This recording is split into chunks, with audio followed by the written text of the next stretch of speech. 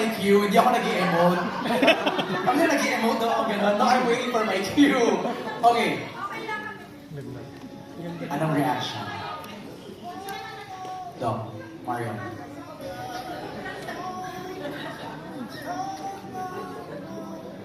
Okay, so siguro mga pang-ilang beses ko naman pala sa mga fifth, pero gusto ko lang i-share na just by watching the trailer, parang ibinabalik nga ako dun sa unang araw kung kailan ikunento sa akin ni Sir Rico ang kwento ito.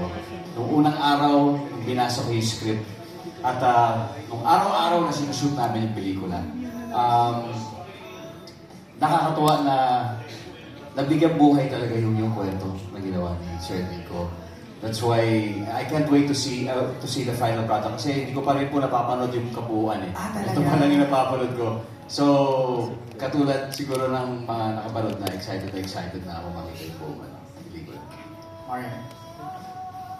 Kahit nung mga drafts pa rin pinapanood namin, tapos pinapanood nila sa akin, sinasabi ko kay Don, Dad, totoo ba to? Kasi hindi nagsisink in sa akin na ito na ba yun?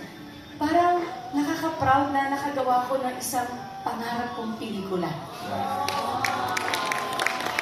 Grabe. 2 weeks ago, na-interview ko si Marian. Tapos parang tinatanong ko sa kanya about saying yes to this project. Ang sinabi sa akin ni Marian noon was, if hindi ko to, kung gagawin ko to without Dong, parang hindi talaga siya tama. It has to be with Ding Dong. So, nung sinasabi sa akin yun, hindi ko pa siya na-absorb, no? na-realize. There's this one scene doon sa trailer, yung inikot ni Ding Dong si Marian. Doon ko na-realize na it really has to be the both of them. No? Parang tama si Nico sa akin kanina, sinasabi niya sa akin na, ikaw MJ, watch the trailer later and let's see your reaction. Ako, that scene pa lang, nung inikot pa lang ni Ding Dong si Marian, I knew it na that it has to be the both of them.